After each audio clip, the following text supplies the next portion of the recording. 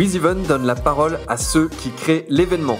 Un invité, 10 minutes, 5 questions, c'est All Access, votre dose d'événementiel pour la journée. Je suis Pierre-Henri Deballon, le cofondateur de WizEven. Notre invité du jour est Marc Joly, le cofondateur et le président du festival La Nuit de l'Erdre. Bonjour Marc. Bonjour. Merci de nous rejoindre. Parlez-nous de La Nuit de l'Erdre, racontez-nous les origines et puis les particularités de ce festival. La Nuit de l'Erdre a débuté en 1998 suite à la Coupe du Monde et pour fêter les 50 ans de notre comité des fêtes. À la base, on est comité des fêtes. On est là pour organiser les animations dans notre commune. Donc de 98, ça a progressé avec divers bonheurs et malheurs d'organisation. Et moi, je suis arrivé président en 2005. En 2005, on a changé de site, on a tout bouleversé un petit peu. Une équipe de jeunes, une cinquantaine d'années, une dizaine d'amis, garçons et filles.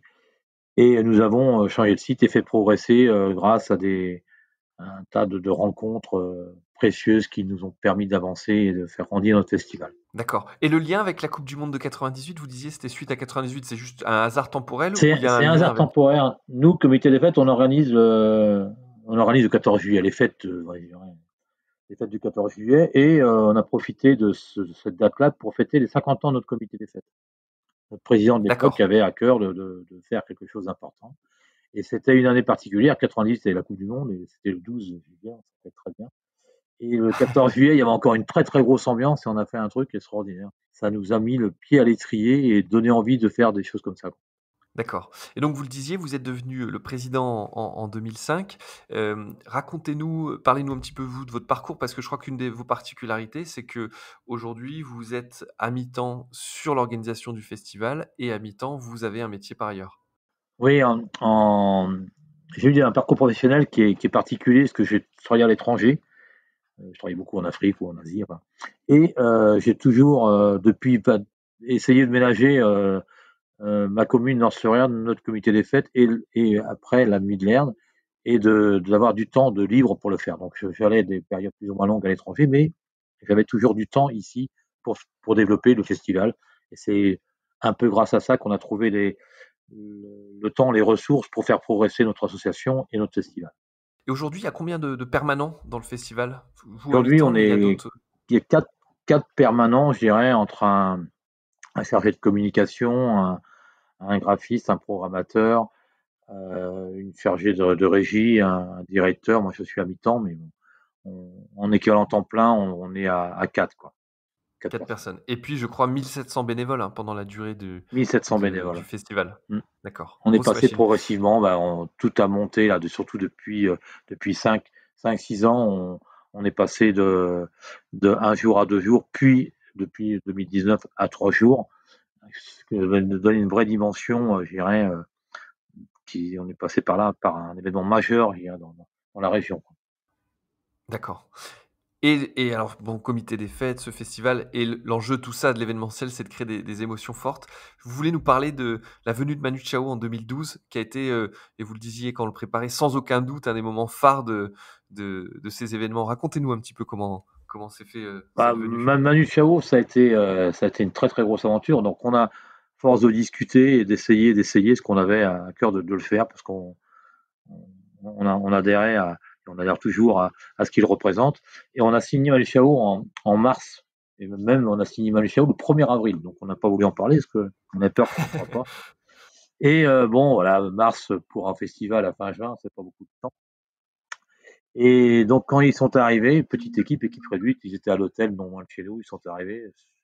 Ça s'est passé vraiment de manière très agréable. Et Manu Chao a toujours une centaine d'invités qu'il reçoit après son show, qui a été comme toujours très, très tonique et très, très musclé. Et il a reçu ses 100 invités. Et ensuite, c'était l'anniversaire de Gambit, donc qui se prénomme le percheron de la basse. Et, qui met en train. C'était son anniversaire, donc on les a invités dans le carré, on va dire carré artiste. Et là, c'est parti jusqu'à 6 heures du matin, où là, on était 150 personnes en train de côtoyer Manu Chao. On a fait des baby-foot avec lui, enfin, c'était très très bien.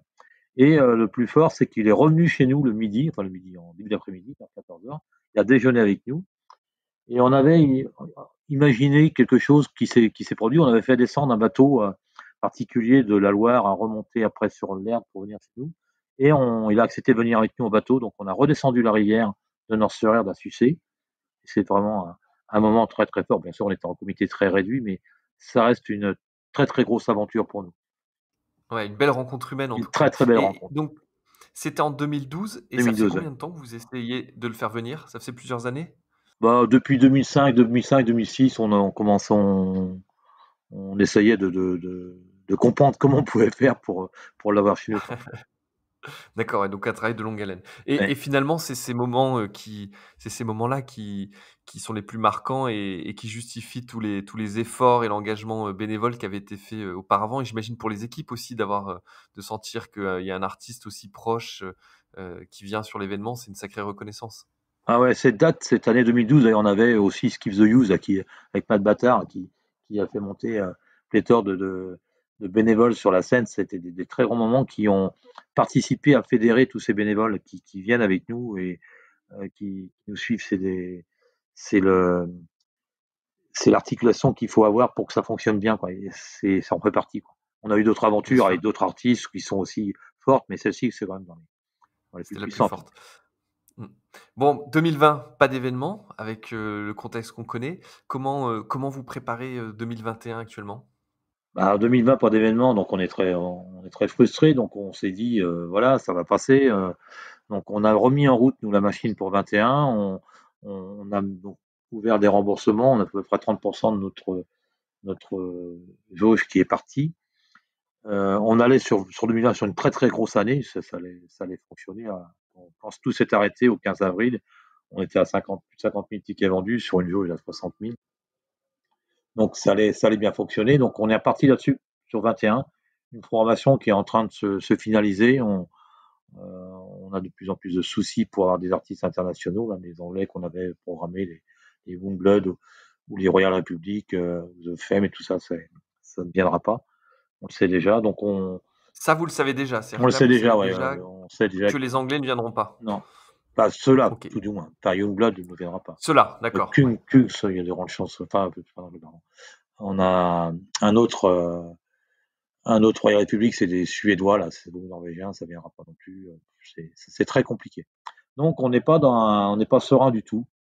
On n'est pas serein parce que on arrive même à se dire que, vu notre taille et vu notre mode de fonctionnement et l'engagement financier qu'il peut y avoir, que dans ce format-là, eh bien, ça aura peut-être pas plus d'intérêt, mais à ne pas faire d'édition, quoi. On risque de perdre énormément si on n'arrive pas Si à vous avoir la n'arrivez pas à le confiance et tenir. puis avoir d'autres choses.